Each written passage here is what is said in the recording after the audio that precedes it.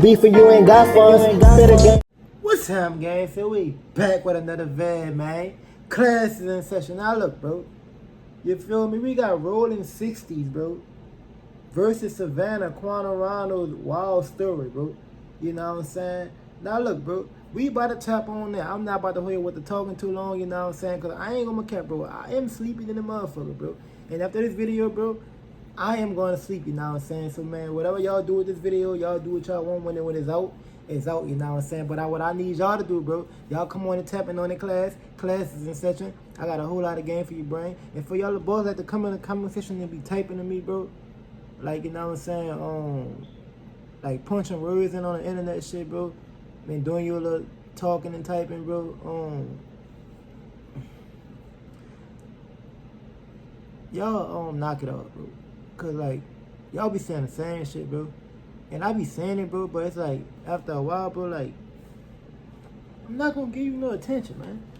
You feel me? Like, I'm gonna block you.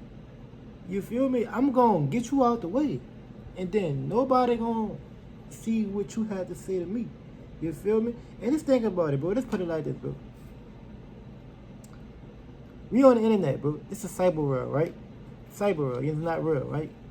So you take the time out your day to type to a nigga like me, bro, and you don't even know me, you feel me? What y'all see on the internet, this is not the real me off the camera, you know what I'm saying? Y'all just get somebody that, me just come and talk my shit, you feel me? When I turn off the camera, I go back to real life. So you basically making yourself look stupid, you're wasting your time, bro. And like, what you gotta do with your life, gang? But sit on the internet and type to a nigga like me that don't give a fuck, bro, at the end of the day. You feel me? Now for my real supporters, man, I really fuck with y'all, you know what I'm saying? Shouts out to that whole gang, cause without y'all, we wouldn't even be at 20K subs, so I just want to appreciate y'all, but these motherfuckers that be coming in the comment section, just talking out of turn, and they speaking and they saying shit that don't make no sense, bro. You know what I'm saying? At least if you gonna say something, make the shit, make it make sense, bro. This don't be typing and talking and, you know that shit weird as hell, bro.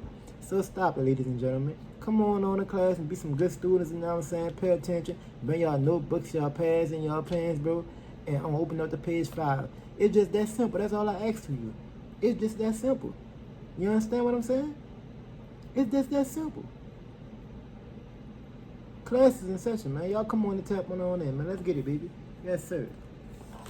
To another episode of Swamp Stories. For this episode, we head down to the wildest place that you've never heard of. But before we get into it, make sure to leave a like. Savannah is not in Georgia. Okay, obviously it's located in Georgia, but it's so different than the rest of the state that it's really its own thing. While Atlanta is thriving, fast-paced in a business empire, the rest of Georgia is not so much. Literally anything outside of the Atlanta circle is country, poor, and lacking in economic development. And there's no city that personifies that more than Savannah, Georgia. The city is located all the way on the east end of the state, right next to the ocean. But it's definitely not a beach paradise, so in order for it to make sense, let's dive into the history. During the 1900s to 1920s, Savannah was a successful industrial city, but since then it has declined in manufacturing and somehow tourism is the main source of employment. I definitely had to double check that after I read it. Like, that's what? Tough.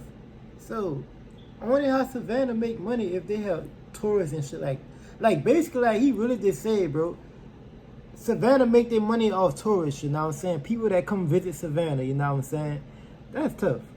And I ain't gonna lie, bro, I always thought this for the fucking longest, bro. I always thought Atlanta was Georgia. I always thought that shit, bro. You know, I'm literally just finding out that shit not too long ago, you know, so I had to find that shit out. But like, when a nigga think about Atlanta, nigga think about ATL, like, type shit. Nigga don't think about Savannah and all that type of shit like that. But that's tough, bro. Them boys ain't living, fuck it.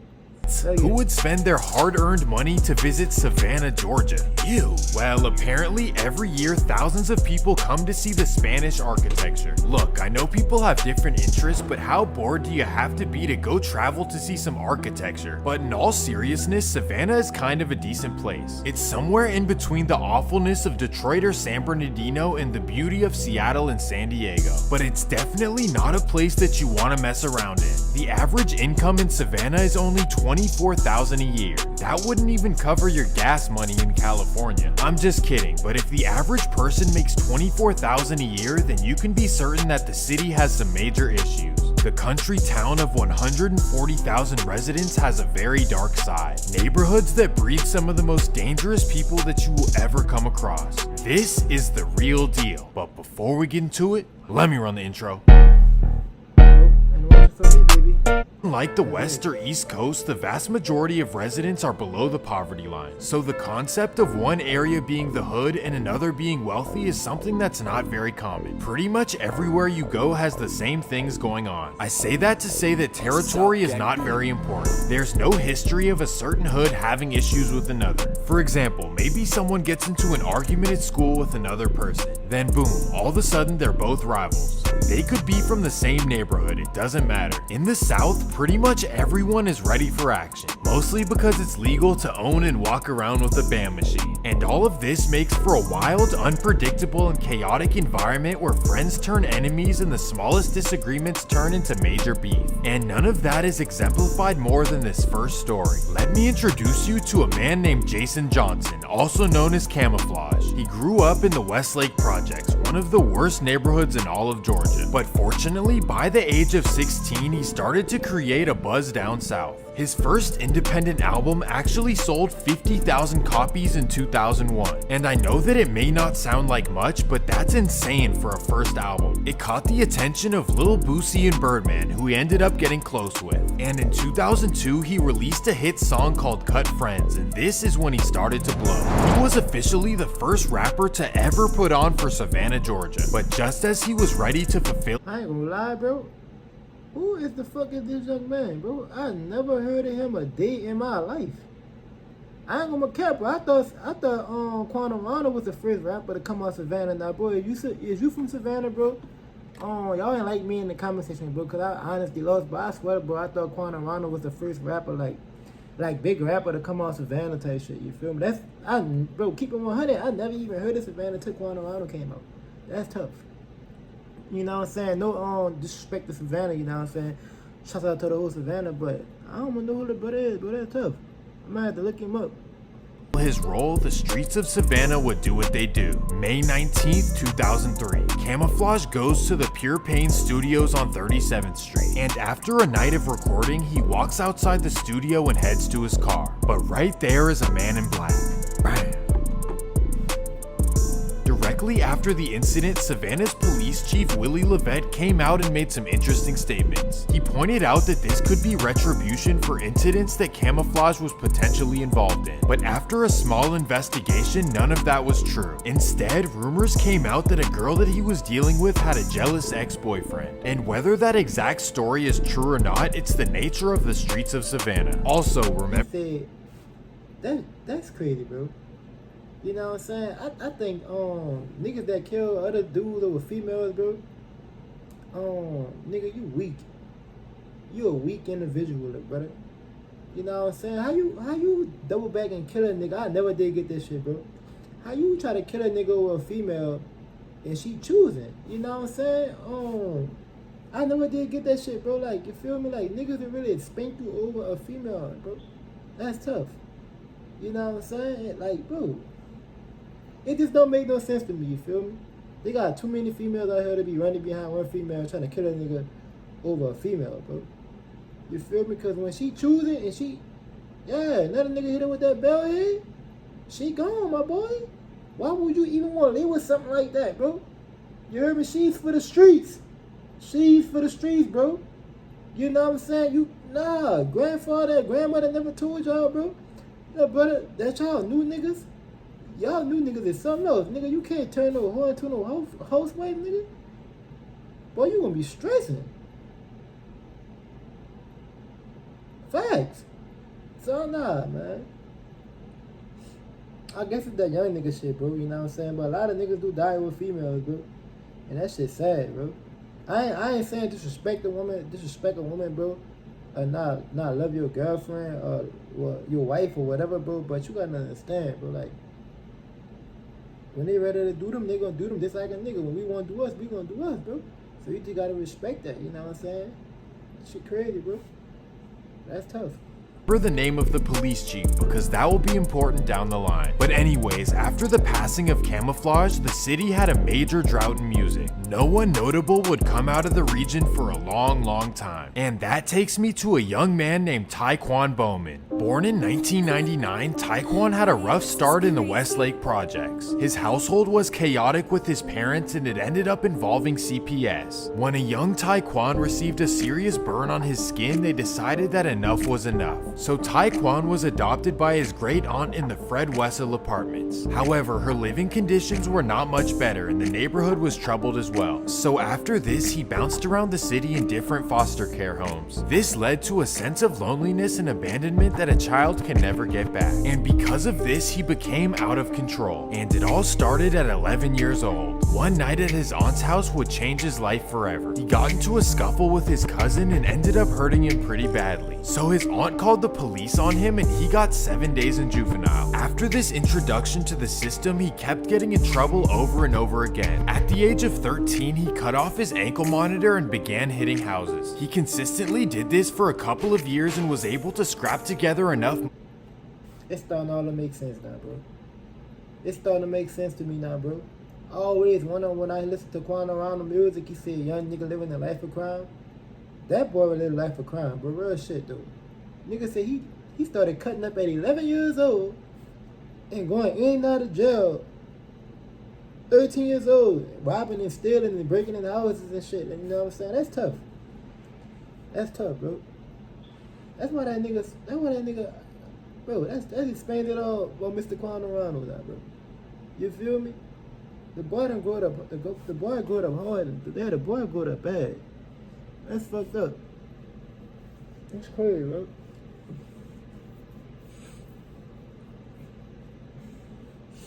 Money to survive on his own. He spent many nights alone by himself trying to find a couch to crash on. His parents were nowhere to be found and he felt unsure about staying with his great aunt. And just like anyone without a good home, the streets became his first family. And for him, it wasn't a specific neighborhood or block. In order for this to make sense, let's head to 2010. During this time, some of LA's biggest street ballers decided to do business and move out to Georgia. And the majority of them just so happened to be rolling 60s. And over time, as more and more LA guys moved to Georgia, they started to bring their colors with them. The first area to start repping 60s were the south side of Atlanta, technically known as Clayton County or Clayco. And they have steadily grown to thousands of members throughout the area. In fact, many of Atlanta's famous rappers are known to be a part of the 60s. Anyways, through business dealings, the rolling 60s spread to Savannah as well. In fact, they spread to the west and south side areas, both of which Taekwon lived in. And by this time, Taekwon was ready to join the new group and fully immerse himself in the streets. And for him, it all started in 2014 while he was locked up with a fellow teenager named Quaffy Murray. During this time, they became best friends and had plans to take over Savannah together. But right after they got out, Taekwon was caught with a bam machine and was sent right back. And here is where tragedy hits. April 25th, 2014. Quaffy wakes up and decides that he wants to run inside his friend's house and take a tool that he had just purchased. Wow, Quaffy Murphy, what a good friend to have. So Quaffy runs inside his house and takes what he wants. And when his friend comes home, he realizes what's missing. He knows that something fishy is going on. So he contacts his friends and lets them know what happened. And listen to this, Quaffy is brutally honest and says, yeah, it was me who took it. So instantly the friends are on a hunt to go find Quaffy and get it back. So the next day, Quaffy finds someone who wants to purchase it. However, he knows that there could always be something sketchy going on. So he contacts an older guy from the neighborhood named Alan Moore to roll with him. On the morning of April 26th, they all meet up in Alan Moore's driveway on 3800 Bull Street. The buyer's name is Norman Kuntz Jr., but more commonly known as Juki. And I don't think that he was there to purchase anything. Bam! Juki ended up getting life, but that did nothing for Ty. Ooh, God, nigga backdoor that boy. Quick shit. And it's how the brother said on the video, see, bang. You feel me? That's tough. Rest in peace, little homie, but nigga backdoored him, bro. No cap. What a good friend to have. So Quaffy runs inside his house and takes what he wants. And when his friend comes home, he realizes what's missing. The rolling 60s. So in January of 2018, they released a hit song called I Remember, and this was the start of a huge mainstream career for Quando. However, many people didn't know about what was going on back home in the streets of Savannah. The Rolling 60s were taking over the streets in the worst way possible, and it all peaked in 2018. By this time, they had expanded to over 100 members and did not have any care for the well-being of their city. And starting in June of 2018, they went on possibly the most reckless spree in Georgia history. Let me introduce you to a man named Chantre Grant, also known as Puff. This guy has been a community activist for a long time, preaching peace, unity, and economic development. And to spread his message, he started a group called the Bullhorn Crew. And their mission was to go around Savannah, talk to the youth, and set them on a productive path. And on the side, Chantre also owned a catering business as well as being a DJ on weekend nights. Truly a great representative for Savannah. But unfortunately, the Rolling 60s do not care who you are, and they will use whatever tactics they can to get you. This time, they used a woman named Nalante Grant, and here's how it went. June 15th, 2018. Chantre goes to a local casino and wins a whole bunch of money. And of course, he happened to be with Nalante Grant the whole night, who he had just met. So after his lucky night, Nalante starts plotting. She contacts Rolling 60s member Dante Dunham to inform him of who she's with. She mentions that he has a lot of winnings. So after some sweet talking, he supposedly mentions to her where he lives. And that's all it takes. She shares the information with Dante and he heads out to the address. And there he waits for Chantre to get home. Unfortunately, this would not end well for him. This incident completely shocked the community because Puff was known as the kindest man ever. He was the type to give the shirt off his back to someone less fortunate. This just goes to show how bad the Rolling 60s truly are. And sadly, the money-hungry crew was not done yet. Man, that's going to show you how cutthroat these females really is, bro. That's tough. She set that man up. I'm talking about, from my understanding, you know what I'm saying? The brother was a community activist, you know what I'm saying? He did right by the community type shit. You know what I'm saying? And he got set up by a goddamn female. Nigga dropped his load. Damn. Only thing I can think about that Plies song, bro. That little pussy got some power. That's tough. I was just talking about this in the beginning of the video, gang. Like, you really gotta be careful out here, bro. Especially when you're dealing with these females, bro. Nigga, that shit is not worth it. You know what I'm saying? I came up on some bread, bro. I got a couple of hundred. I'm not telling nobody what I got. That shit dead. I'm not going on social media. I'm not telling no family members. I'm not telling nobody. That shit over. That shit gonna be on the download like Genuine, bro. Nobody ain't gonna know that, gang. You feel me? Cause if a nigga know you got that bag, bro, you know what I'm saying? Niggas gonna try to get niggas, man. People out here starving, bro. You feel me? Like, people out here, nigga, barely getting paid their rent, or even sleeping outside, bro. Like, shit really real out here, man. Nigga take your life, bro. I swear to God, you gotta, man. So you can't, bro. Rest in peace, little brother. You know what I'm saying? She really dropped his load. You feel me?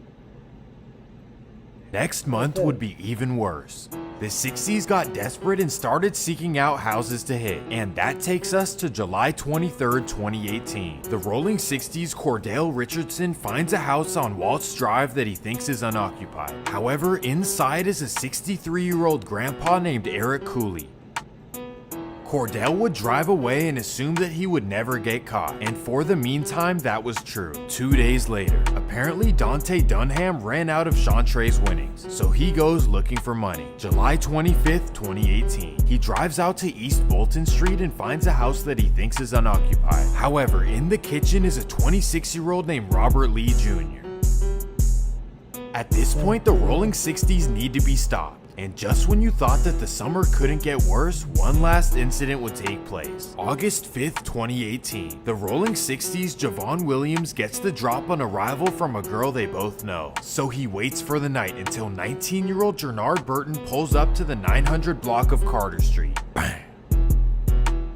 All of this took place within 3 months. 5 people in 3 months in the small city of Savannah, Georgia. Well, it was only a matter of time before this reckless crew would be fully investigated. Savannah police tracked the phone of Nalante Grant and found that she had shared her location with Dante Dunham. From there, they searched his phone and found the rest of the information they needed. And because of this, they also tied Dunham to the loss of our Darren Jefferson in 2013. February 1st, 2019. Operation Third Time's the Charm.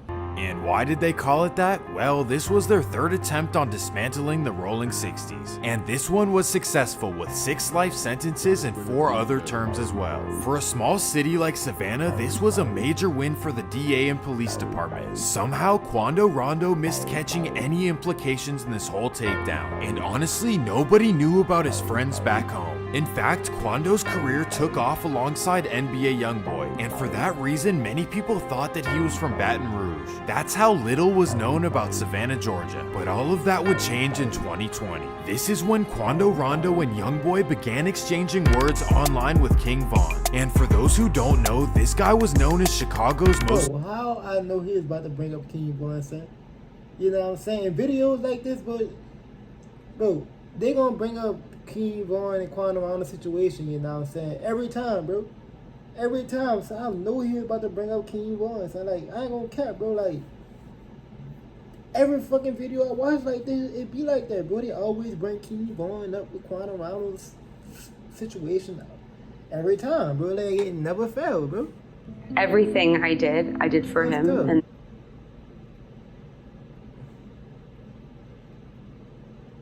Get back, baby.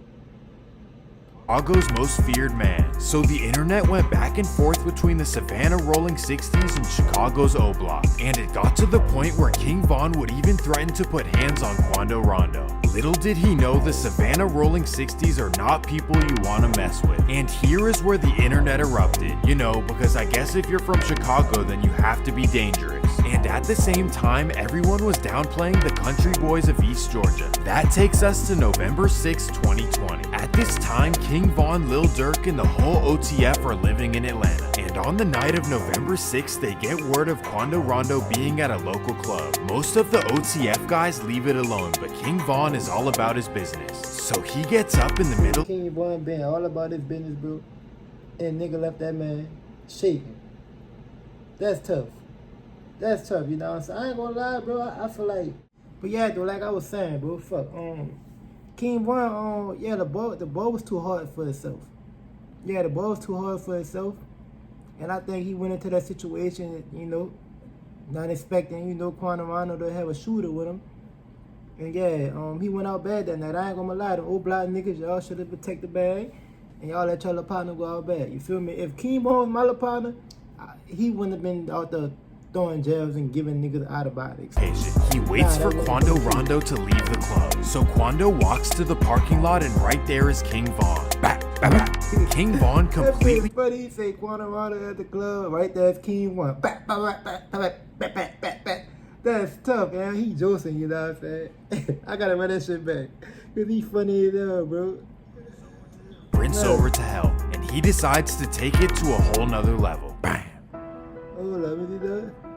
And for that reason, many and YoungBoy began exchanging. Savannah Rolling 60s are not people downplaying the country boys of East Georgia. That takes us to November 6, 2020. At this time, King Von, Lil Durk, and the whole OTF are living in Atlanta. And on the night of November 6th, they get word of Quando Rondo being at a local club. Most of the OTF guys leave it alone, but King Von is all about his business. So he gets up in the middle of the night and heads down to the location. He waits for Quando Rondo to leave the club. So Quando walks to the parking lot, and right there is King Von.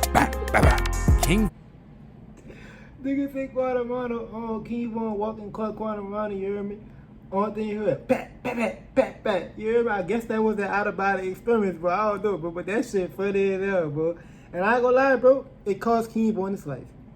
It cost him his life, bro. Like YoungBoy said, little Timmy hop out the car, hop out this black truck, and nigga, that's exactly how, bro. You saw the video? The whole world saw the video, gang. You know, so I feel like King Von went out bad, bro. And not to mention, bro, I feel like his partner didn't protect the bag. They didn't protect the bag, you know what I'm saying? I honestly think the brother he went into that situation not in a clear mind. He wasn't really fully in his right state of mind, you know what I'm saying? And that cost that young man his life, bro. Rest in peace to Mr. Vero, bro. That's tough.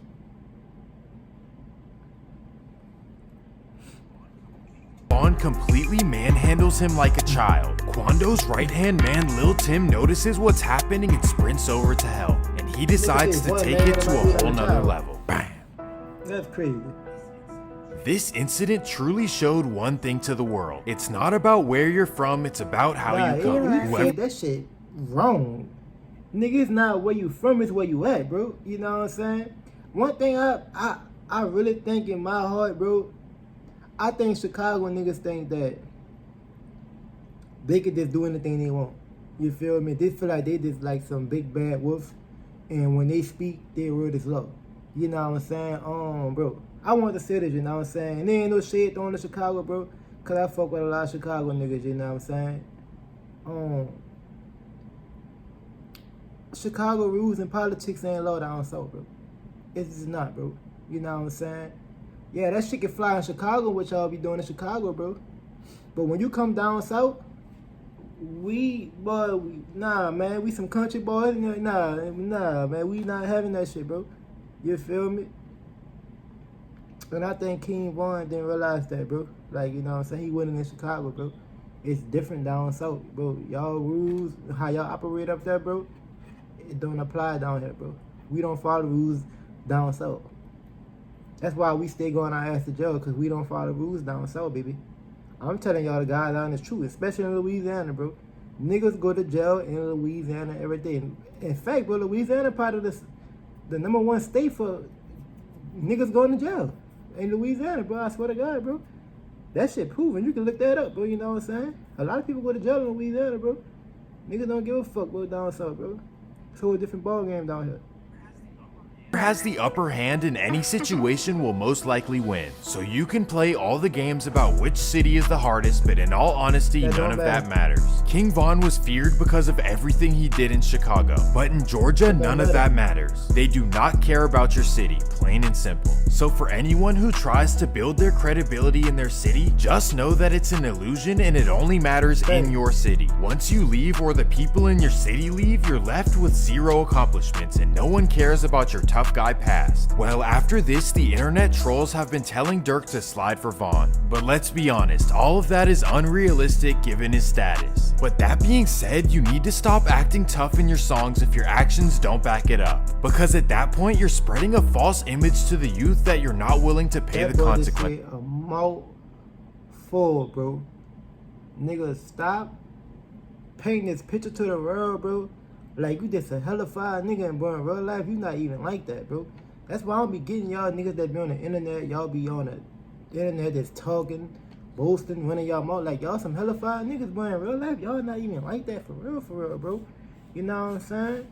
Bro, I'm telling you, bro, that shit can cause your ass. You feel me? Like, you know, y'all don't believe that shit, bro. Like, bro, what you put out in the universe, bro, that shit come back and hunt your ass, bro. I don't feel sorry for none of you niggas, bro. I don't, you know what I'm saying? Because y'all niggas grown ass men, grown ass boys, think y'all grown.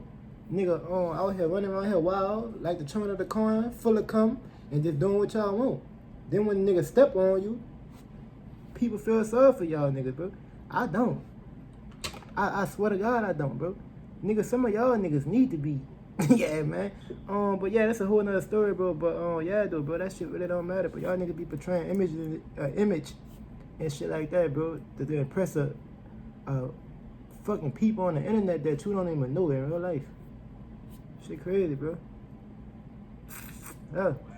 For. Well, since then, Quando Rondo has actually been targeted multiple times. Thankfully, he's been fine each time. The only thing that's weird to me is that he's been dating a high schooler. Like, bro, what are you doing? You're rich. Regardless, he's been making a comeback in music, dropping hit songs like 60'S Business. On the other hand, Lil Tim is on house arrest while fighting off his charges. Some say he was justified, but others say that he was wrong for what he did. But what do you guys think? Let me know in the comments. Tim is wrong for what he did, then nigga, you gotta be from Chicago, up north somewhere.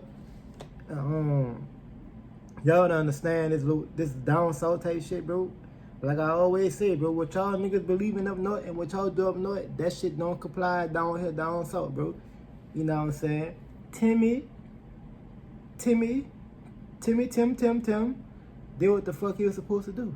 As being a real friend to Quando Rondo, bro. You know what I'm saying? Point blank period. That's tough. That's some honesty for a nigga ass, bro. Excuse me, ladies and gentlemen, but yeah, man, it's that cool. Nigga, y'all let me know what y'all think about this in the comment section, you feel me? Y'all drop down in the comment section and y'all sound off, you feel me? Other than that, bro, class is out of session, you feel me? Catch me in next video, you feel me? Next time I'm gonna shoot you in the one that wink and not the one that stink.